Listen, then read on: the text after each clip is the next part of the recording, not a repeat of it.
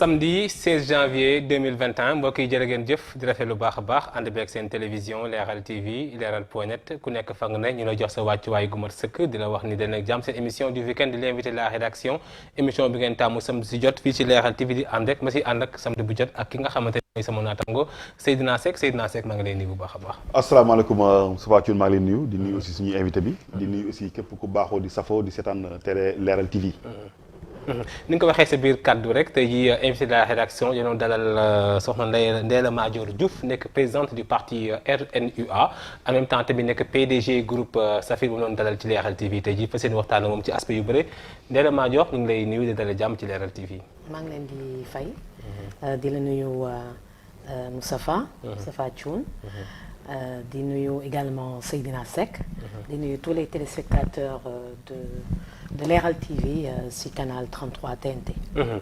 nee na ñu fas yéene tamit waxtaanee ci aspect yu bëri di bëgg loolu wax dëgg yàlla ci ñëw bi ngi fi ñëw d'abord ñu fas yéene waxtaanee ci jamono ji di Sénégal di dund jëm ci li nga xamante ni moom moo di couvre-feu ak tamit état d'urgence te lu ko waral moom mooy jàngoro ji nga xamante ni mi ngi jël ampleur d'abord si gis-gis par rapport mesures yi nga xamante ni le président de la République décrété na ko. Bon, c'est un père de famille qui réagit hein. Donc soo gisee situation bi partout dans le monde des États-Unis en Europe en Asie donc il y a beaucoup de tatouages un peu partout. Parce que tout simplement on a affaire à un virus boo xam ne kenn xamu ko maîtriser wuñ ko bu baax a baax. Donc yenn réaction yi suñ ko di gis warul perturber les populations. Il faut que ñu positiver c'est des pères de famille après tout. Voilà donc c'est des pères de famille qui sont en train de tout faire pour que feebar ba nga law pour que li nga xam ne dafa marqué le monde entier di gis ay cercueil yu bëri en Europe au Brésil donc bañ mu egsi. kon da nga jàpp mesures yu am solo la. C'est des mesures, c'est de bonnes mesures même s'il y a beaucoup de critiques donc moi je vois un père de famille qui a peur que le virus se propage un peu partout et que ça fasse des dégâts yoo xam ne après day ne waxoon nañ ko du tax teelu jël ay mesures et cetera moom tamit en suivant les conseils des médecins mu fexe ba ñëpp di arrêter circulation à partir de 21h pour éviter à ce que le virus se propage xam nga virus bi dafay law donc te nit yi ñoo koy lawal kon soo téye nit yi rek donc propagation dina au moins wàññeeku. Voilà dina am benn effet bu ndaw boo xam dina ko def sur la propagation du virus voilà. waaw est-ce que lu ma koy laaj mooy est-ce que tey yaakaar nga ni président mesure yu mu jël est-ce que dem na si ba jeex. parce que bu ñuy xool actuellement ñu ngi wax région de Diourbel bu nee région de Diourbel Touba ci la bokk. Kaolack aussi ziar bi sëriñ bi waxoon na ni dina yónnee Macky Sall ay jinne Kaolack bokkuñu ci est-ce que amul foofu benn ragal. bon lépp lu mu def rek dañ ko def loo. waaw dañ ko def loo il écoute les conseils des médecins conseils voilà donc ils ont commencé par Dakar et Thiès voilà léegi nag du ñàkk mu am ñuy diirante mbagg du ñàkk ñuy bañ mesurer egsi seen dëkk seen région mais toujours je reviens sur mes dires c'est un père de famille voilà donc c'est des pères de famille les médecins oui doon am na ay jafe-jafe yi nga xam askan bi ñu ngi koy manifester comme par exemple parfois nga gis embouteillage ñu mel Dakar mais c'est normal là actuellement jafe-jafe mënut a ñàkk bañ a feeñ dëkk bi si boppam moo amoon problème laata mesures yi di am voilà léegi nag soo jëlee mesures yooyu nag empêché nit yi circuler nag léppay feeñ li doon ñuul te nëbbu day mujj feeñ voilà donc on a mis tout Dakar en chantier donc ralentissement circulation bi am donc les gens ni ngi doon circuler mënatuñu ko léegi su fekkee da nga leen di pressé pour ñu teel a def li ñuy def pour mun a teel a ñibbi eh bien écoute yuuxu rek lay jur quoi. Bon, les gens sont fâchés. mi ngi gën a yokk tamit doole sax couvre-feu am na mais teewul cas yi mi ngi gën a am tey rek am na plus de 300 cas. oui écoute 300 cas écoute par rapport au nombre de tests effectués voilà donc suñuy defoon des tests beaucoup plus importants dina am encore des cas beaucoup plus le nombre se va augmenter toujours kii ñu koy yàlla musal si Covid-19 fexe ba mu bañ a law bu baax a baax sinon ça peut créer des dégâts on nous parlait de 500 déjà décès au Sénégal mais dégâts aussi bu ñu dégâts économiques aussi dëkk bi dara doxatul ñuy wax parce que bu ñu xool ñi nga xam ne ñaa yor taxi guddi di siiru ak ñoo xamante ne seen liggéey daanaka guddi la woon muy hôtel yeeg restaurant yooyu yëpp pourquoi mesures yi nga xam jël nañ ko si première vague ba jëluñu ko si deuxième vague bi yow loolu sa gis-gis. bon tâtonnement yi population bi sentir bon man bettuma ah man bettuma parce que si première vague bi. Première vague bi carrément c'était pas un confinement total comme ni koy raté en Europe nga xam ne kenn daaw duñ génn. Fii au moins toujours c'était l'état d'urgence à partir de 21h. Voilà on permettait à tout le monde de vaquer à ses occupations te yàlla daf ñëw musu suturaal si virus bi nu mu reyee ak nu mu propagé en Europe et aux États-Unis defu ko en Afrique donc c'est une maladie saisonnière on constate que période de froid day commencé di génn sedd mu sedd ren sa moom bëriwul kii na fort na par rapport à l'année dernière. Bon vacances yi durant l'été il y avait pas beaucoup de cas dem nañ ba commencé fàtte coronavirus dañu jékki-jékki seddaay bi commencé ñëw rek après Afrique commencé génnaat bon c'est des mesures de gestes les mesures de gestes barrières donc qu'il faut renforcer il faut que ku si nekk fi nga nekk na nga def sa prévention bopp toujours des gels hydroalcooliques se laver les mains durant la journée apprendre à rester propre tout ça ce sont ces mesures qu'il faut prendre et faire prendre à tout le monde pratiquement suba ou bien ginnaaw suba lay mat 12 jours yi nga xamante ne 12 jours yi président de la République moom la jàpp premier couvre-feu bi est-ce que jàppoon ni da ko war a yokkaat wala vu que tamit yëf yi dafa nar a taxarnaase ñu war ko wàññi tamit ak manifestation amoon ci premier jour yi est-ce que nekkul benn insurrection buy waaj a am ci dëkk bon man je pense que waru ko yokkaat au moins dafa war a par exemple mën nañu aj au lieu de 21h daf ko ay 22h 23h yooyu nañ ko aj permettre les gens de circuler de travailler et tout donc coronavirus bi daal nekk na benn problème boo xam ne ça nous impose à renforcer notre système de santé à changer les comportements dañu war a changer comportement yu baax léegi le Sénégal ne doit pas copier quand même la France le Sénégal ne doit pas copier ce qui se fait ailleurs. nga jàpp nañuy copier France. bon dinañu xaw nañu influencer. wax rek mu leer dañu copier wax mu leer rek xaw nañu influencer tuuti quoi voilà mais bon. Ils agissent dama si këpp kaane ils agissent en père de famille dañuy ragal que affaire bi law defuñu ko pour gaañ population bi defuñu ko pour notre population bi dañ ko def pour vraiment virus bi bañ a law bay gaañ ay di rey ay nit yu bëri vraiment voilà il faut positiver et puis renforcer les gestes barrières et puis 21h ñu nga dem nga bañ a génn et puis voilà moi je pense dañuy positiver rek. waaw dañuy positiver mais après bon lu mu ko mooy pour voilà pour clore kii boobu ñu laaj ko juste ci vaccin bi est-ce que moom pare nga pour vacciner wu ji. ndax pare naa pour vacciner c'est une question difficile à poser quoi c'est une question xam nga soo taalee ces réseaux sociaux ces télé y a des gens qui sont pour y a des gens qui sont contre et puis vaccin pour man dafa teel a génn quoi donc voilà quoi donc est-ce que je suis prête à me faire vacciner. médecin bi la ñuy laaj quoi fi mu nekk nii. waaw mais est-ce que je suis prête à me faire vacciner su ñëwee. Je vais pas me faire vacciner. lan moo yàq sa xel. c'est ça donc damay xam si kanam quoi damay dawal si le président se vaccine en premier et le ministre de la santé se vaccine en premier il y a même avec ça je vais essayer de voir. xamoo coow li dafa bëri rek coow li dafa bëri donc on a l'impression qu'ils n'ont pas tout maîtrisé quoi donc mais bon qu'il donne le bon exemple. Okay. Avec son ministre de la santé. parce que déjà vaccin yi sax ñëwagul. il est hors de question de toute façon il est hors de question. Qu'on amène des vaccins au Sénégal sans que le président de la République se fasse vacciner en premier, le ministre de la Santé. Il doit d'abord donner le bon exemple. Ça, mais est-ce que communication boobu aussi amul problème parce que dëkk yu bari les professionnels de la santé ñoom ñooy nekk au devant de la scène. di rassurer quoi di rassurer nit ñi. di wax les composants ici on ne rassure pas. mais fii dañu gis ne ministre bi moom moo jël accaparé lépp ne moom moo bëgg a feeñ. on n'entend plus le professeur Seydi mu wax. Bousso déggatuñ ko mu wax ñeneen ñi depuis que ba ñu waxu vaccin. Diouf Sarr moo fi nekk di wax Diouf Sarr il connaît rien de la santé. Absolument. Bien vrai que c'est le ministre de la santé mais xamu ci dara. Voilà. Il y a des mots techniques il y a des composants yoo xamante ni il faut nga nekk un professionnel de la santé pour mën ko xam. donc devant boobu mu bëgg a nekk accaparer affaire daf ko est-ce que amul politique bu ci rax. Ça se sent à distance de toute façon donc moi étant médecin je vois déggoon nga c'est ça au début je me suis active mais après dama reculer quoi. dama reculer parce que je vois qu'il y a beaucoup de politiques dans cette affaire et qu'il y a beaucoup de frustration au ministère. Ça se sent à distance. jarul sa nga nekk si biir ba xam donc les médecins sont assez frustrés. entre le ministère bi ak. et le ministère avec le service des maladies infectieuses. du professeur Seydi donc xam nga médecins yi ñoom dañoo gëm seen bopp te dañuy rëy dañuy xëccoo ay yenn détails yi si suuf quoi. donc dañuy rëy. voilà dañuy def 7 ans à absolument donc dañuy kii quoi dañuy doylu quoi. voilà donc il faut pas qu'on politise la Covid-19 au Sénégal et ça tolère bon.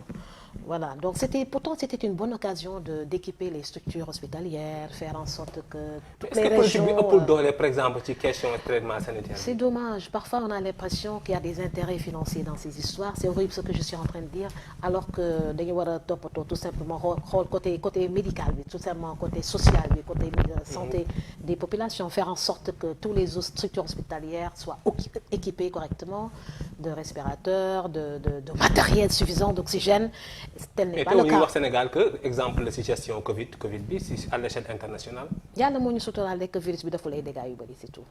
Voilà maintenant virus bi su fekkoon dafa def dégâts yu bëri présent bu baax gaañ bu baax forme bu gën a sévère nekk fii on aurait eu des catastrophes hein.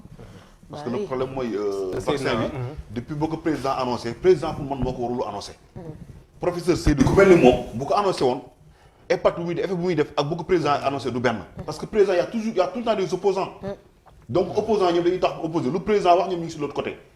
mais tey jii bu fekkoon une personne neutre kooku xamante ne xamuñ ko politique xam-xamam lay wax kooku doon nañ ko gën a mën a déglu. Bon les médecins du service des maladies infectieuses je pense que waroon nañ gën a nekk devant de la scène. on a l'impression que dañuy retiré wu tuuti et puis c'est ceux qui ne doivent pas parler qui sont en train de parler dans ce pays. Voilà. Ceux qui doivent pas parler. ñu ko maîtriser dëgg waxuñu voilà ceux qui doivent pas parler ceux qui doivent parler sont en arrière-plan et je trouve ça regrettable et très dangereux. mu tamit mel ni fàttali tey jii Ndella Madior Diouf la ñu dalal présidente du parti RNUA d'abord tamit ñu gis tamit wax ci beneen sujet Seydina jëm ci Diary Sow nekk benn doomu tamit sénégalais bi nga xamante nekkoon 2 fois meilleur élève du Sénégal jamono ji tamit mu disparaître kenn gisu ko yow en tant que d'abord mère de famille. Écoute, ça m'a empêché de dormir daf ma tere nelaw cette histoire-là vraiment donc d'ici profiter di masso toute sa famille sa mère son père et tous les membres de sa famille, le peuple sénégalais. Donc c'est notre fille à nous tout le temps. Moi j'en ai souffert, je me suis mise à sa place, elle a 20 ans, écoute 20 ans. 20 ans c'est l'âge des amours hein. Donc voilà, là je vais parler en tant que maman quoi. Donc quand j'ai su cette histoire, j'ai dit elle a 20 ans, elle est toute belle, elle s'est adaptée elle part comme parisienne. Écoute, moi je vois une fraîcheur quoi. Donc au nom de Dieu, c'est un homme certainement qui a dû la retenir quelque part, un amoureux caché. Moi si formule boobu laa gën a xalaat quoi. Un amoureux caché. Un amoureux caché qui la retient quelque part et que affaire bi ëpp leen doole nañu ñaan ba kooku raisonnable rek génne ko donc parce que su fekkoon voilà même si c'est un amoureux peut kidnapper waka caché c'est un kidnapping quoi ndax di nga bëgg nit bëgg yenn façon bëgg yoo xam ne après bon. kon da nga jàpp lii yëpp daal histoire amoureuse la daal. ça peut être une histoire d'amour parce que su fekkee dafa dem de manière volontaire su xalaatee yaayam ak peuple Sénégal dina teel a génn mais fu mu nekk nii je pense que c'est une histoire d'amour qui a mal tourné. L'avenir nous le dira on verra ni ngi ñaan rek muy dund et que son ravisseur parce que quelque part il y a quelqu'un qui retient Diary Sow. mais ku xam tamit ku xam dëkk tubaab bi ak seen doole ci wàllu enquête seen doole ci wàllu côté boobu noonu est-ce que li war na leen mën a tamit je veux dire. Écoute, elle est majeure donc si elle a envie de voir personne n'y peut rien donc léegi nag dafay kawe suñuy njort parce que dañuy ne élève bu baax la day jàng bu baax nekk ci école parmi les meilleures écoles de France et que xolam soxorewul noonu ba muy mettre toute cette pression au peuple sénégalais à sa famille voilà elle est retenue quelque part et c'est pas à son plein gré elle a été piégée quoi c'est une évidence 20 ans c'est les premiers amours waaw man loolu laa gën a xalaat. qu'est-ce qui pousse lan moo la tax nga ni c'est une évidence yow. mais que c'est da nga ko dund yow wala yow c'est quelque chose de sang waaw yàlla bu ñu ko rey donc bon man xalaatuma que ni ko jël rey ko sànni ko quelque part non peut-être qu'on aurait retrouvé avec un portable qui fonctionne n'est-ce pas. Maintenant le portable apparemment est éteint et que bon. Diary, pour moi, elle est retenue par quelque part par un amoureux et qui a peur de la lâcher. Seydina muy mel ni côté amour bi daal. voilà kii di Diary Sow mu nekk tamit lu xaw a doy waar tamit. ku xam Ndella. xam ni moom moo jiite Safir FM. voilà Safir FM ne rajo gisaane yi. xanaa sa gisaane yi ñoom waxuñu la fu Diary. non sa gisaane yi moom dès le départ moi dama na ko sama doom la. waaw comme su fekkee Nga sama def doom ñu ma woo leen ñu seet dañ seet elle est retenue quelque part benn tubaab bu weex daal moo ko téye est-ce que du thèse boobu quelque part. thèse bi nga wax et nii parmi te kooku sama gisaan dafa ne am ñaari jigéen lañu boobu xaw moo ce que dafa ànd ak différence elle est perdue avec une de ses amies non ah voilà donc sama gisaan yi ñoom li ñuy wax c'est elle est retenue quelque part et il y a 2 femmes avec un homme blanc. ah loolu la ñu ko ah Seydina waaw. man tey la waxoon sa émission damay def taxaw ñu yël ci rajo ñaar mais xam lu ci mën a am rek mooy ëndi. en fait loolu lan nga ci mën a commentaire yow en fait yow lan nga ci mën a décrypter loo ci mën a jàng yow vu que cette histoire. mooy lim la wax xam nga y a cette pression yaa ngi débarqué France amuloo fa xam ba benn mbokk léegi nag sa copine yi ñooy sa mbokk yi donc et moi quand j'ai vu Diarry parler pour après je pense 1 an après au de mes France j'ai vu une Parisienne parler. bu la gis nga ko. J'ai vu une Parisienne à la télé comme les télé, images. effectivement waaw.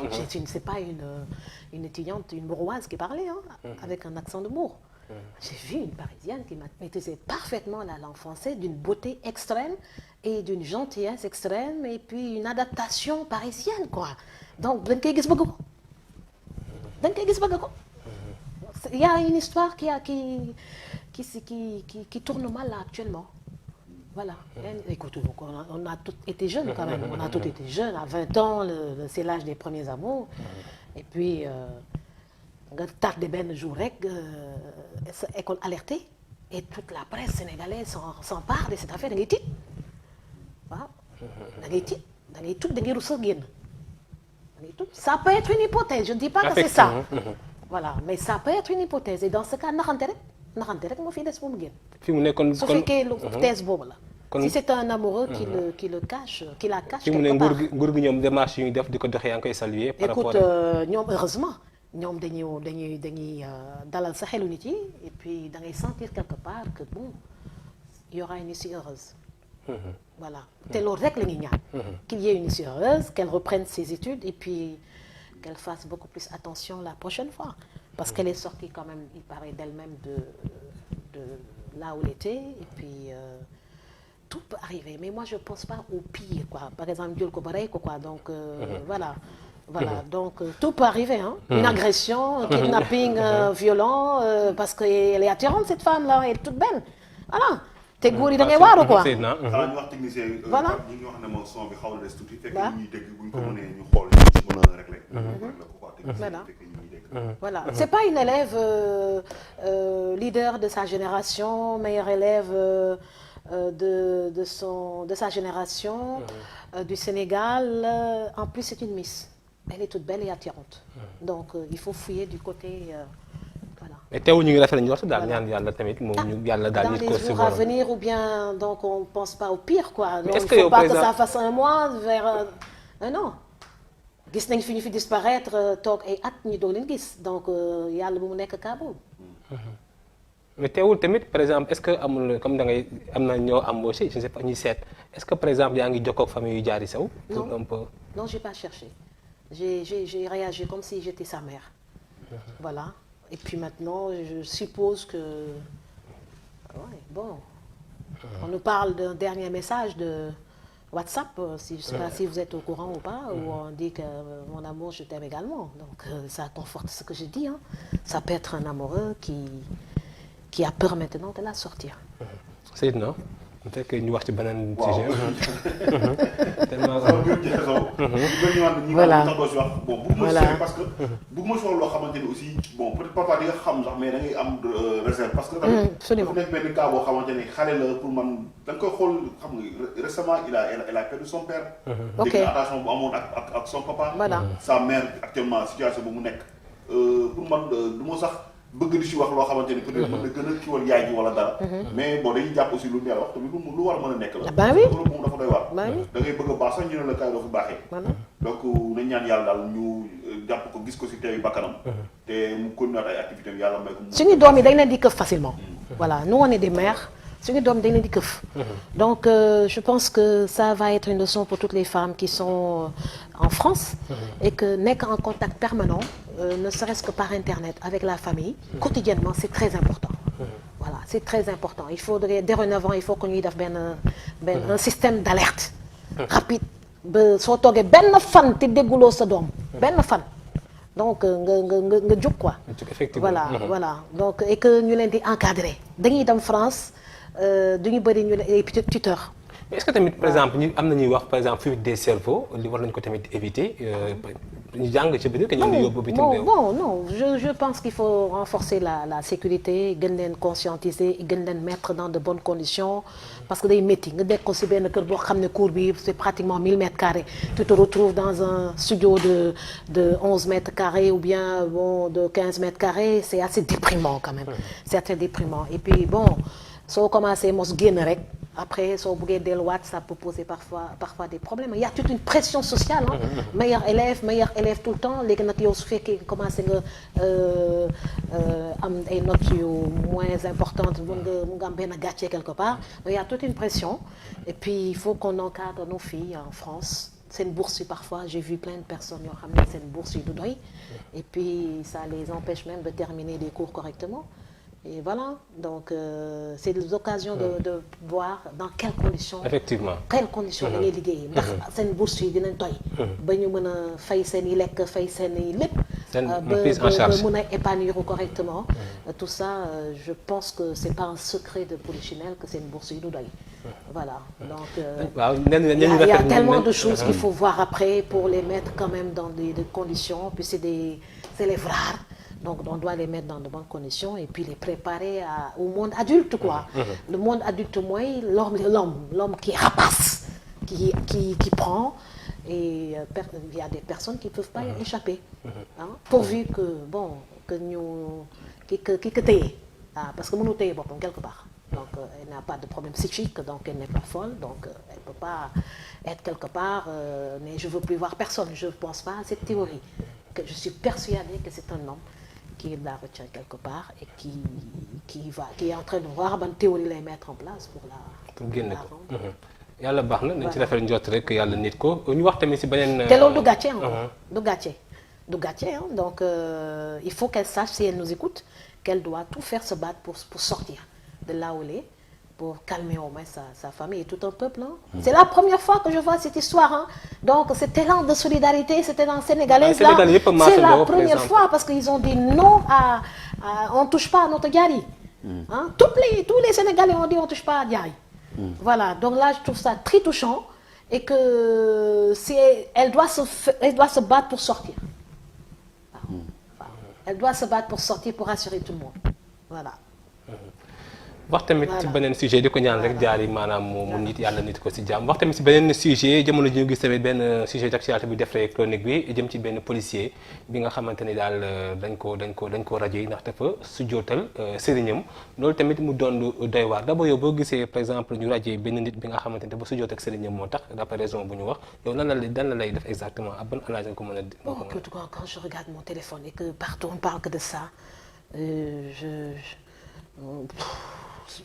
suis pas daf may jaaxal quoi donc voilà quoi donc bon c'est un problème gis nañu daal ñuy sujjootul quand même seen maro bu bëri nañu donc du président de la République à tout le monde donc gars yi dañuy jox respect c'est une forme de respect quoi voilà aller jusqu'à radier je pense c'est trop voilà c'est trop maintenant ça fait déborder le vase et tout le monde en parle partout et je pense apparemment ça a pu être réglé d'une autre manière. Moi, je pense que dans cette histoire-là, comme que murit yi dajaloo nañu ba régler problème bi on peut passer à autre chose. waaw parce que lu ñuy wax lu mu ko waxee rek parce que tamit bu ñuy xool c'est un peu sévère.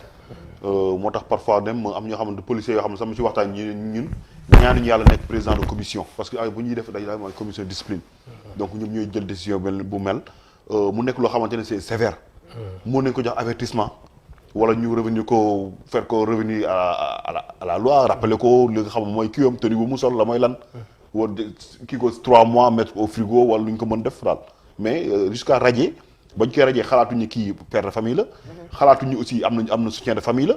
yooyu yëpp xalaatuñu ko jël di kii ak d'après lu mu servir même bu dee benn fan sax. servir na ko son pays pour man c'est trop sévère. mais nag lu ñaan yàlla jeexut daanaka xam naa sax mi ngi naan bu tëddee mi ngi naan su ma sañoon ñu war nañ maa teel a radier.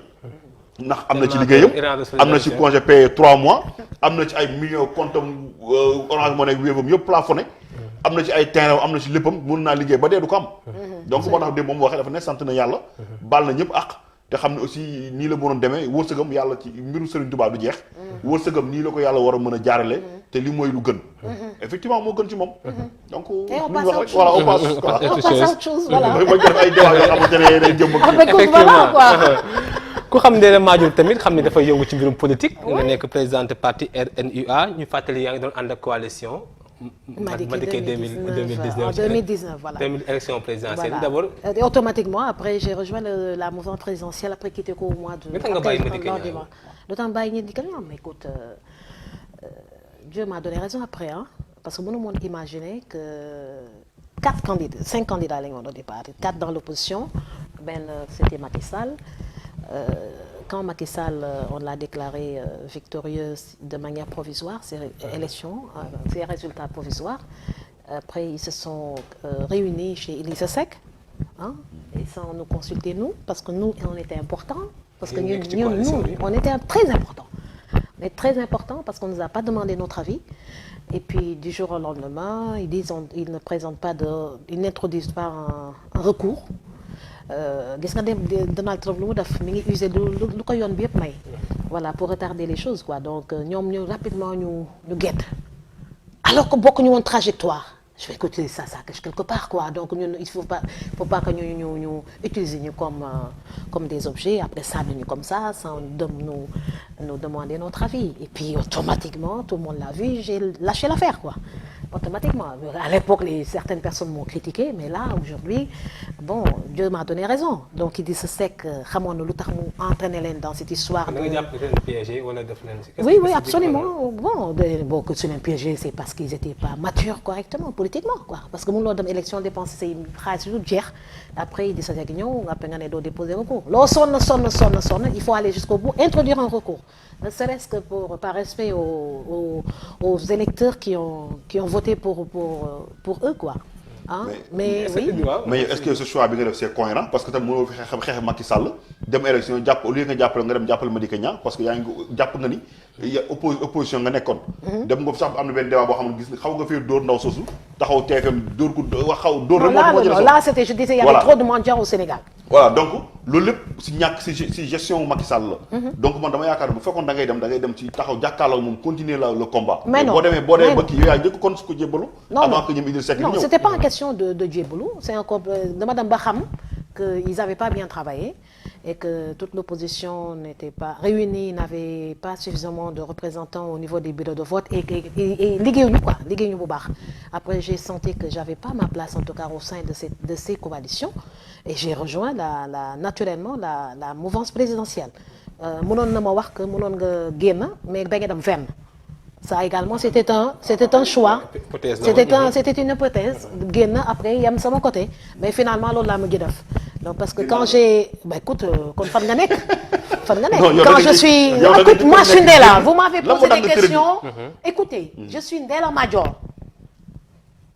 l'affaire Diary Sow vous m'avez posé des questions lu kenn ñamul wax je vous ai répondu naturellement d'accord lu kenn ñamul wax je vous ai répondu naturellement comme une maman je dis écoutez là 20 ans ça peut être un amoureux bu ko téye loolu est-ce que nit dégg ngeen ko kenn ku ko wax d'accord je ne dis que ce que je sens d'accord lu ma senti rek lay wax quand j'ai quitté Madické Niang j'ai rejoint le président Macky Sall sans ñu woo ma dama rejoindre leen après j'ai vu que j'ai de générosité bi desoon na et que le président il était pratiquement pris en otage je ne veux pas dire que le président ne veut pas faire certaines choses mais Macky Sall est pris en otage quand il a été pris en otage je vois qu'il est en train de se yeeweeku na progressivement ba dam ba jël Idrissa Seck teg si wetam man après Tabaski laa fa jóge après Tabaski laa fa jóge parce que laa fa jóge waat voilà parce que jóge woon naa fa en 2014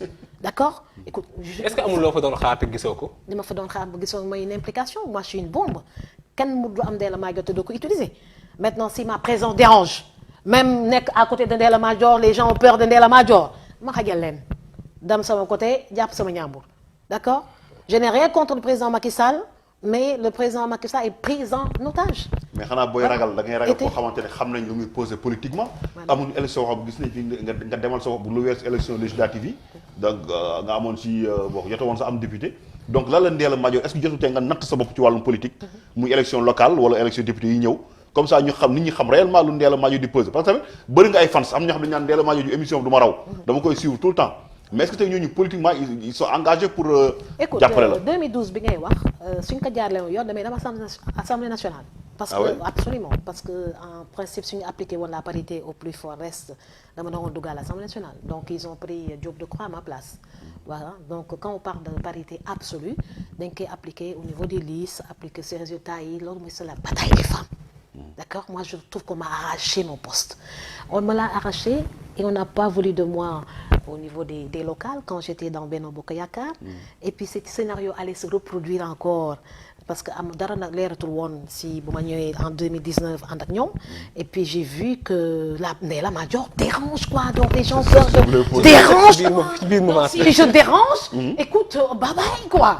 Voilà donc là comme li nga wax donc ba dama sama bopp. instant yaa ngi ci opposition bi la ñu mën a wax. pas avec l'opposition existante yu may gis fii je suis dans sama. opposition existante mooy mooy ñi may bañ a tudd rek ñi fi nekk daal ñi teg seen bopp que ñoom ñooy opposition actuellement donc nañ leen bàyyi yoon boobu léegi man maa ngi si en tout cas en dehors de la mouvance présidentielle si sama opposition bopp maanaam ànduma kenn si ñi ngeen si opposition yi ngeen tudd ànduma si kenn. pourquoi yow jéem a fexe tamit ak jamono ji alliance ni mu ñëwee jéem a fexe ak mu doon benn ay alliance boo xam ne maa koy jiite de du boo xam ne damay sëy nekk si ginnaaw kenn maay jiital sama bopp local yi ñu ngi koy préparé je veux devenir maire de Fimela on est en train de travailler sur ça les législatives sont là également on va se rebattre avec tête de liste et puis ba keroog jooju mi sotti rek yàkkamti ñu dara waa. est-ce que yow doo jox Ousmane Sonko dëgg bi daan dénigrer actuel régime bi parce que fonctionnement démarche régime actuel bi. lan la wax moom est-ce que mu daan dénigrer gestion système beeg ak ci genre que nu mu mel façon régime actuel bi. écoute wala yow da nga nekkul woon 2020 ici au Sénégal. maa ngi fi ah quand même. Ousmane Sonko man kenn du ma ko tuddal voilà. parce qu'il n'a mais pas su qu'est-ce qui explique ce problème je veux dire que pourquoi kenn du ko tuddal mu ne acteur politique ni yow aussi. xam nga kenn dégguma ak Ousmane Sonko en 2017 am déet. déedéet te c'était sa première je pense participation sélection fa la nekkee député au plus fort est d'accord voilà donc. 2019 bah écoute je le dis waaw nekk député au plus fort est parce que là-bas également il y a eu des problèmes au niveau des élections de 2017 même Touba bu résultat Touba sa boole wu ñu ko si. ok loolu mooy jur problème yi quoi su fekkee ñun 2012 c'était un faible taux de participation si vous vous rappelez voilà donc yooyu yëpp dafay jouer ces résultats élection voilà maintenant ba léegi kenn dégguñu man coronavirus bii daal bu mu defee conférence de presse ba ne maa ngi dem tëddi nelaw waaw répondre naa convocation président de la République mais après fala si pare maa ngi dem tëddi nelaw ma ko amuloo droit tam tëddi nelaw et j'ai fait un live en disant que amul droit tëddi nelaw et que l'opposition devait se battre pour sensibiliser sur le coronavirus parce que da nga may booloo yu nekk seen ginnaaw et ça n'a pas été apprécié par ses partisans ses sympathisants ñu commencé dal sama kaw c'est tout. et puis est-ce que tey Ousmane Sonko mi ngi calculé Ndella Madior parce que bu ñu dégg ngay wax man tout le temps yow laa dégg yaakaar naa jéem a bu waxee dafay benn sot yow yaa doon jéem a tontu mais moom mosu ñu dégg sax mu wax sa tur. waaw mais day tontu dafa may tontu mais du tudd sama tur. mais damay tontu voilà dama am na yenn phrase yoo xam ne c'était pour moi quoi. son numéro 2 également a récemment parlé donc gis nañu ñu fi jéem a attaqué mais dañuy rangé wu après donc kon ça veut dire que vraiment en tout cas il savait très bien xeex bi que métti woon na torop et que quand j'avais dit que j'ai déposé les armes que ku ma attaqué itam dootuma leen faale c'était un ouf de soulagement de la part de Pastef parce que safoon na torop. mais je pense que ni politique mën na dem ba boole parce que gannaaw moo boole Macky Sall ak Idrissa Seck mën nañ jot ëllëg Ousmane Sonko ak Ndella Madior Diouf ñu gisee ñu ànd parce que tey bu ñu demee ba yàq ndaw soosu noonu ngeen jékki-jékki baalante ak ànd pourquoi pas yàq Ousmane Sonko ndaw soosu Fatou Mata Dansokho xaw ma tey tam daan saaga ci internet bi. moom foofu nga attaqué Ousmane Sonko moo daan taxaw saaga la. waaw mais moom maîtriser wu ko woon ah xamu woon la raison dafa foog ne maa njëkkoon di attaqué quoi c'est la réponse qu'elle a eu à donner elle savait pas que c'était suite à ma réaction disant que Ousmane Sonko devait faire de la sensibilisation au lieu dem tëddi nelaw et puis voilà donc elle s'est excusée et après ñu waxtaan c'est une sœur c'est pas la même chose bi Ousmane Sonko c'est un grand bandit Ah oui? Voilà, oui, c'est un bandit, comme j'ai l'habitude de dire, qui dresse, c'est un dresseur de chiens méchants qui aboie dans les réseaux sociaux parce que ñoom ñoo nekk derrière quoi, donc dañu am ay saagakat quoi, donc loolu mënuñu ko weddi, voilà dañu am ay saagakat kenn du on touche pas à leur mentor, c'est pas comme ça qu'on fasse de la politique. Ousmane Sonko nit su ñu demee ba démystifier ko Ndella Madior Diouf a tax parce que nu mu leen contre-attaqué durant pratiquement 4 mois c'était pas facile hein. C'était extrêmement Sénégalais dur, ñu ngi ëpp ñu ngi rallier ci moom tamit. comme ñan. bon en fait boo xoolee élection présidentielle yi passé Ousmane Sonko ak score yu mu amee. Man je vois pas un ralliement, je vois une manipulation d'image hein, dans les réseaux sociaux. Voilà, on peut pas parler ça de ralliement avec des effets de score. Non. Donc il veut toujours exister, donc chacun a son style hein, de faire de la politique, mais pas dans le mensonge et la manipulation. C'est ce que moi je reproche les gens de Pastef. Hein. Voilà les reprocher. Ça a quoi. ñu bari ñu wax naan Ndella dafay jug attaque Ousmane Sonko pour Macky Sall mën ko bàyyi xel. non ba nga dee ba Sall ba yàgg nag Macky Sall xool la te peut-être boo tax nga ni xaaral ma génn mouvement présidentiel. mais non pas Macky Sall au contraire ñoom ñëpp dañuy kontaanoon si réaction yi parce que man li ma ko attaqué moo ko décrédibilisé d'ailleurs kenn ñemewu ko kenn ñemewoon laal kenn ñemewoon laal Ousmane Sonko Ndella Madior laalee Ousmane Sonko dëgg ba déstabiliser Ousmane Sonko. Donc fa la nit yi commencé sa même état bi commencé di ko gën a ñeme. Donc laal naa fa foo xam ne kenn ñemewu foon laal. et puis écoute je les ai bien bousculés ah li ñu waxul ci kaw mais wax ko ci suuf. Je les ai bien bousculés et puis bon maintenant j'ai pas de temps à perdre j'ai arrêté parce que c'était des insultes horribles yoo xam ne téléguidé. am na yoo xam ne ci suuf dañuy jékki-jékki di la woo di la saaga yoo xam ne duñ dem ci kaw. di la menacer n'importe quoi c'est un gang quoi donc le Pastef c'est un gang. xam nga wax naa leen c'est un gang c'est un gang bi nga ma attaqué. da leen ne su ñu continuer nii sa élection doo leen ci participer ñu ngi dem rek di raam li ci kanam. si li raw li bët. waaw. li ci kanam raw li bët. am na yenn comportement yoo xam ne soo ko defee day retourner contre yow dañu tax sa état bi lu ko xalaatu woon def sax dañuy dem ba ñeme ko def. waaw ils n'ont qu'à intérêt à se calmer ils n'ont qu'à intérêt à respecter tout le monde faire de la politique proprement sinon les gens vont les liquider facilement. gis nañu ministère de l'intérieur génne benn communiqué. ma ne tax naa ñu ñeme. mu neex leen nakk neex li ma ko attaqué moo tax état bi gën kaa ñeme waaw voilà donc maintenant j'ai déposé les armes mais j'ai ouvert benn brèche boo xam ne gars yi gën a ñeme Ousmane Sonko te su fi diirante mbagg gars yi dañ koy téye c'est aussi simple que ça su fi daf bi kenn xam nu gars yi dañ koy. mais loolu bañ ñombar mën ko war ko mën a séeréer mën a daw ak gàtt geenam tey jii bu ñuy xool acharnement bi nga xamante ñu bëri jàpp nañu état ba koy def ci Pastef dem ba ministère de l'Intérieur génne benn communiqué ne bu ñu moytu dinañ di suuru Pastef bu respecté wul loi yi nga xamante moom la ñu wax ci wàllu collecte de fonds yow loolu ànd nga ci wala àndoo ci communiqué boobu. bon xam nga man lu jëm ci Pastef moom. ah mais xoolal raison bi nga xool luy raison nga wax. man moom yéen a nekk ba na ma see fanaan man daal c'est à la limite c'est pas mon problème quoi voilà donc tout ce qui touche Pastef c'est vraiment pas je n'ai rien à faire voilà c'est ça la réponse que je donne quoi d'accord maintenant collecte de fonds il y a plusieurs manières parce qu'effectivement les gens on peut introduire de l'argent en passant par des collectes de fonds, tout est possible. Voilà, maintenant il faut suivre quand même l'évolution de la technologie et adapter la loi à l'évolution de la technologie. Hein? Donc ñun ñëpp dañuy am suñuy site internet di am ay numéro de compte yu ñuy joxe pour compatriotes yi di ñu jàppale et cetera mais su amee benn fonds wu diirante mbagg donc Pastef c'est pas l'État du Sénégal. Pastef. waaw c'est pas l'État du Sénégal. effectivement. Et je vais dire c'est pas mon problème. leer na. mais est-ce que tamit jamono ji yaa ngi ci opposition bi sa côté et donc est-ce que yaa ngi démarché par rapport ak yeneen chef d'opposition bi pour les futures élections locales yi nga xamante ni mu ngi faral di ñëw. ku accepté nekk sama ginnaaw rek. dañuy xeeb jigéen ñi dootoo nekk ci ginnaaw kenn. ku accepté nekk sama ginnaaw rek wax bi jeex. est-ce que am nga poids électoral bu mën a tax yow nga. ma ne ku accepté nekk sama ginnaaw mu jeex man daal vraiment politique Sénégal bi xaw na jaxasoo nag. jaxasoo na de bi si Idrissa Seck jógee prendre le président tu sais ce qui se passe actuellement Sénégal dafa jaxasoo parce que le président de la République c'est comme un roi hein. Donc lépp lu mu bëgg jàll Assemblée nationale day jàll parce qu'il a la majorité donc naxanteeg moom pour mbañ a day dugal yenn loi yi rek moo fi sës naxanteeg Macky Sall pour mbañ a dugal yenn loi comme bokkoo si ñuy xeex pour ñu tenir élection locale yi te nga ne yaa ngi bëgg a nekk maire Fimela élection locale dafa mel ni yow dàq bi dafa la arrangé.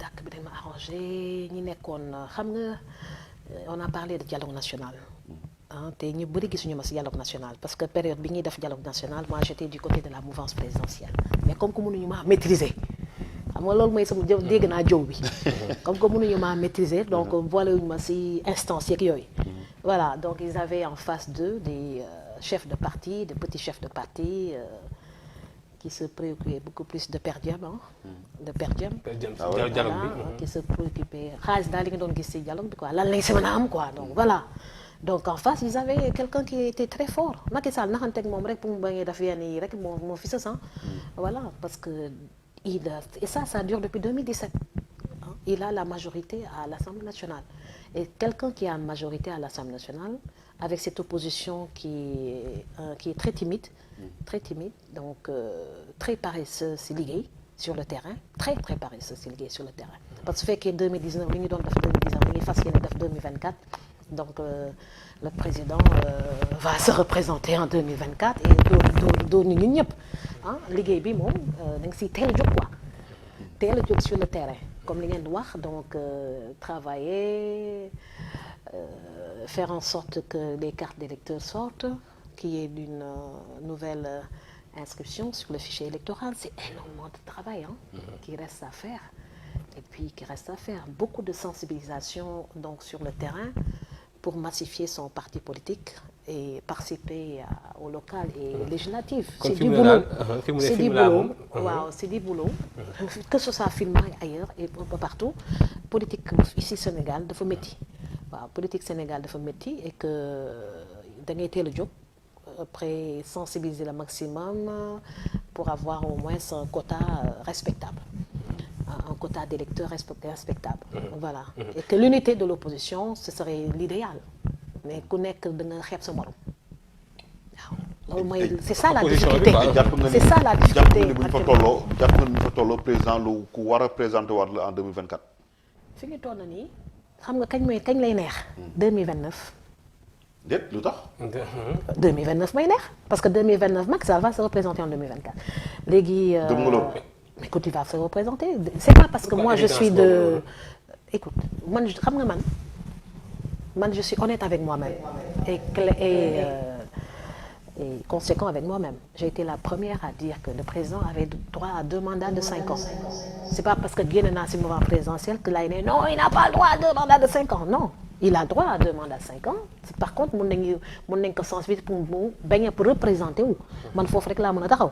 Voilà, mais voyant le scénario actuel, il s'est débarrassé des vautours qui étaient autour. Beaucoup de vautours étaient autour, prêts à entre guillemets, prêts à l'hériter. Ils étaient tous là, donc en train de faaletuñ ko woon mu gis ko. Et puis il a pris Idrissa Seck. Parce que le fait que mu jël Idrissa Seck, c'est un signal fort. Ça veut dire que wóolutul kenn ci entourage am. Su demee ba ne Idrissa Seck moo fi sës pour ñëw jàppale ko nekk directeur de campagne futur directeur de campagne en 2024. Bah écoute. Mais écoute pas mburoog soow bi dafa neex dama xam ne nee na mburoog soow la kon may nekk directeur de campagne en 2024. Ça c'est évident parce que tu peux pas donner quelqu'un des milliards de ministères conseil économique et social après 2024 mu nekk sa opposant c'est pas possible. xanaa du loolu moo tax mu dàkk ñeneen ñi donc da leen di tuumaal que dañ ko bëgg a remplacer donc jël keneen ku ko bëgg a remplacer daf ko à côté donc il a maintenant Idrissa Seck comme allié. Pas Idrissa Seck ne va pas se présenter en 2024. Il pourra même pas je pense est-ce qu'il n'aura pas la limite d'âge en 2029. Donc voilà. Donc il a pris son raccourci. Et à un moment où on lui tend la main, écoute, il va pas refuser. Donc faut on est nii daal. Il y a ce nouveau paysage politique. Idrissa Seck à côté de Macky Sall et puis les autres ñu ngi xaar pour mu revenir à la raison. Quand je dis les autres mooy l'ancien ministre de l'Intérieur, comment il s'appelle encore, donc Aly Ngouille Ndiaye. Donc il y a Omar Amadou, Mimi Touré. Mimi Touré sa dugg si dugal. Mimi Touré sa dugg si dugal. Ah oui? Je sais qu'elle va pas revenir. waaw parce que moom dès le départ dafa fippu mais ñeneen dañuy toog parce que xam nañu ci koom dañuy toog di xaar mu waat leen insérer leen voilà donc voilà quoi. waxtu bi sax xam naa ne déggoo gars yi ñu ngi signalé sax. voilà ku mel ni Ndella ku mel ni Ndella aussi duñu ko am na sax ay sujets yu bëri sax yi nga xamante ne fii mu ne des na demee ni ko suppression des films waaye xam naa Ndella moom dañu koy defaat ndax tellement que il y a beaucoup de sujets yu des. Il y a beaucoup de sujets waaye tellement que waxtu bi intéressant donc avec des réponses intéressantes. parfaitement. te que duñ ko am aussi ba laaj ko aussi ndax waxtu te bi duñ ko laaj kañ la Ndella nekk sexologue. ndax gis nañ ko émission yi muy wax naan jigéen ñi nga war a sëyee pour mu neex ak yooyu yëpp moom voilà il faut nga leeral mais comme tous les médecins sont sexologues c'est que moom dafa nekkoon France moo tax xamul xew mais kër gi maa la fi jiitu. dama cee xam dara mais quand même. maa la jiitu si kër gi man je suis animatrice ici également. loolu dëgg la moom. parce que fan yii da nga gis da ngay di bës Ndella affaire yi j'adore les hommes wax yooyu yëpp pourquoi est-ce que tey yooyu. mais non je dis quand on me traite pas de lesbienne ma ne je suis pas lesbienne. donc je dis je suis pas lesbienne je préfère les hommes c'est une réponse tout simplement parce que soo bëggulee jigéen kay da ngay góor ngay bëgg. maintenant gars yi daf ko lu rëy quoi parce qu'ils n'ont pas l'habitude d'entendre ces vérités quoi. donc j'adore les hommes. Ça c'est normal je n'aime pas les femmes. Par contre les hommes je les aime bien. et ça fait sa chaîne NMD TV mais boobu mi ngi toj parce que gis naa ni tout le temps dafa mel ni dafa def benn émission benn jour affaire sexe affaire bi dox rek saa waay enchaîné chaque jour moom lay dëgg chaque jour mu indi ay thèmes yoo xamante ne. après mujj bi nag décembre gis ngeen dama calme. décembre j'étais tellement fatiguée xanaa Saara mu ñuy tax ne maman tamit kenn ma ci. mais non la preuve vous avez vu on est tout en famille xam nga journaliste dañuy soxal. ils ont voulu même me mettre en mal avec ma propre fille alors que ma fille yaayam rek la xam. donc yaayam la bëgg quoi donc on a fait le 31 décembre en famille et tout le monde a vu que et j'ai vu qu'il y a eu tellement de vues. parce que dañuy foog ne woon comment sama famille dafa tas non ma famille est une famille moderne on parle de tout. d'accord gënewuñu seen yaay. est-ce que ça aussi c'est pas à éviter parfois booy wax aussi ñu seet si xale yi tamit xool yenn wax yoo xamante ne parce que bien vrai que xam nañ Ndella moom si franchise. mais non on a déformé c'est tout simplement mes propos. Ah ouais? On avait tout simplement déformé mes propos moi ce que j'ai dit c'est j'ai répondu à une attaque et puis c'est tout ñoom ñu dagg nag. ñu dagg parti yi nga xamante ne ñu dagg parti yi et puis soo ko daggee day def beneen sens quoi et puis j'en ai profité quand même pour montrer que j'étais médecin de formation et qu'on pouvait. Tu as vu la réponse que je t'ai donnée tout à l'heure, c'est à propos du couvre-feu. Mënoon naa si këpp kaane, c'est pas parce que je suis hors de la mouvance présidentielle lu ñëw da nga sànni si xeer. Je dis qu'il agit en bon père de famille, qui a peur que ça se propage et que ça tue beaucoup de Sénégalais. Donc de ce côté, bon, faisons attention et renforçons les gestes barrières. donc kii bi gel bii nañ koy utiliser donc di raxas suñu loxo di apprendre à rester propre. waaw nañu parce que il faut ñu laaj tamit xam nga kër dafa nekk dafa jiite kër Safir. kër gi daal bëri ay coow tout le temps nga dégg salaire naan. yaa ngi si loolu yaa ngi si yooyu mais léegi dañoo gëj a dégg loolu foo tibbee xaalis. non dama calme rek. dama gën a raxas kër gi gën ko organiser rek. c'est tout parce que man sama kër rajo école la. donc xale yi da ngay ñëw dañuy war a fay seen formation mais yërmande ba may am. ba dinañ di bàyyi ñu jàng formation bi ndeysaan sans fay. parfois dañ may échappé. donc suñu ma échappé donc ñenn yi qui sont pas reconnaissants ñooy véhiculer wax yu bon rek mais bon plus on avance plus des gens vont savoir que Ndella nit ku baax la et que ñàkk ki ñaan dama ñàkk ki ñaan man ku ma tooñ sa dama lay baal waaw mais su ma dóoree rek nga xam ne dóor na laaj leen Sonko. ah oui. daa su ma dóoree ngeen xam ne dóor na. il faut ñu inviter moom Sonko débat quoi. pourquoi ngay menacer nii rek menacé ma kenn non dama xam ne soo ma dóoree rek ma dóor. mais soo nooyee ma nooy nepp gis nga def nañu benn interview bu calme y a aucun problème voilà donc voilà quoi donc je suis véridique c'est tout et on qui s'y frotte s'y pique. Qui s'y frotte s'y pique. Ah écoute voilà qui s'y frotte s'y pique mais là je suis tellement calme ces temps-ci qu'on me laisse dans mon coin quoi. kon nañ ko bàyyi ci loxoom kon. xam naa dafa jàpp léegi ñu commencé jël âge wala yooyu di changer. mais non lu fi nekkoon rek moo fi ne ba léegi. qui s'y frotte s'y pique.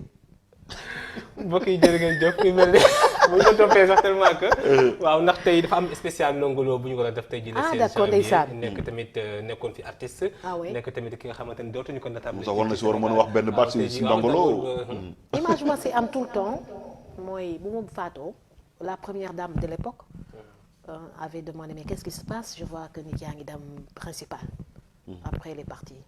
Voilà, donc il y avait un grand élan de solidarité, les gens étaient extrêmement choqués y compris moi-même. Et plus le temps passe, et quand je regarde maintenant les réseaux sociaux, et c'est comme s'il était toujours là. Et ce matin, j'ai vu il dansait, et puis voilà quoi. Donc c'est ça, c'est l'importance de la communication maintenant. Donc les réseaux sociaux sont en train de ramener lépp lu feeñ lu nëbbu woon dañ koy dekkilaat. Donc autant utiliser correctement ces outils au lieu d'insulter quoi. Seydina sa kàddu gu voilà rek sama kàddu bu ji voilà mooy rafetlu émission bi di si invitation bu ñu def Ndella di sama xarit di sama jigéen des fois day wax tocco sax nit ñi woo ma ne ma maa dégg nga sa jigéen bi lu mu wax demal wax ak moom lu may fàttali mooy campagne bu mu waxoon ni 2012 dañu àndoon ñu yegg Rufisque dox soxna si génn ne moom du génn oto dafa sonn il était ay 2 heures du matin 3 heures du matin gars yi ñëw woo ma ne ma Seydina doo ñëw nga jàppale ci madame pour mu génn ci oto bi ma ne ko mais yow génne oto bi nit ñaa ngi taxaw di la xaar depuis 21 heures nga naan da nga sonn génne oto bi donc mu nekk koo xamante ni nit ku simple la ku ko xam ne mën nga ko juger Absolument. jàppale mais boo ko jegee di nga xam ne nit ku simple la nit ku baax la tamit man wax dëgg yàlla moom ça fait plus de 10 ans Oui. lépp lu muy dugg lu ci bari dañ ciy waxtaan Absolument. ba ci ba mu amee initiative pour créer chaîne am boobu aussi dañ ciy waxtaan lu Absolument. bari Absolument. ñu liggéey ci mu nekk nit ku ñàkk ki ñaan aussi di am tout le temps cawarte di toog moom ci plateau moo tax tey sax dama la gën a bàyyi ak moom ndax xam naa man su ma si duggee rek du baax Ndella Madior tey ñu amoon mbégte sa dana ci invité la rédaction Voilà. sa kàddu gu mujj. Voilà lu mu wax dafa am solo. Donc gis nga campagne du caaxaan élection du caaxaan il faut beaucoup d'argent il faut beaucoup d'efforts physique parce que sinon da ko antal ah donc sa baat day dee dootoo amati force da ngay sonn et cetera kon élection yi nga xam ne ñu ngi ciy dem muy local yi législative ak présidentielle bi ñun yàlla moo ñu xiir ci politique ba pare waaw mënatuñu ci rocceeku ne serait-ce que par principe et par dignité rus nañu sax dellu ginnaaw kon fi ñu nekk nii yàlla nañu yàlla may kattan pour ñu am force pour mën a affronter échéance yi di ñëw yépp te yàlla tamit yàlla may président de la République Idrissa Seck ñoom xolu yërmande gestu askan bi ndax dëkk bi métti na benn façon métti boo xam ne seen mburoog soo bi warul tax ñu fàtte ndax gars yi bëgg nañu ñeex bëgg nañu lépp ñoom tamit kon nañu doole yërmande bu bëri ci askan bi renforcer les structures hospitalières jàppale cas sociaux yi donc defar daal Sénégal voilà ñu ngi defar tali yi nag xaw ma laa moo ne ci tali waaye daa bëgg nañu tali yi de waaw tali yi nag baax nañu waaye tamit nañu defar Sénégal yépp jërëjëf amoon nag jërëjëf mu nekkoon mbokk yi seen émission invité de la rédaction mu mel ni sax waxtu bi moo ñu xaw a tënk rek waaye tellement que am na sujet yu bëri des waaye ce n'est qu'une partie remise daañu ko gën a yaatalaat mbokk yi deen jaajëfal lu baax ci teewlu bi leen jox dig daje incha allah rabi samedi prochain seen beneen numéro invité de la rédaction léegi rek seen émission spéciale Ndongo Lo tey jii le 16 janvier ñaan suñu borom ngeen fan ak jàmm ak salaam ànd ak programme Leral TV jërë ngeen jëf.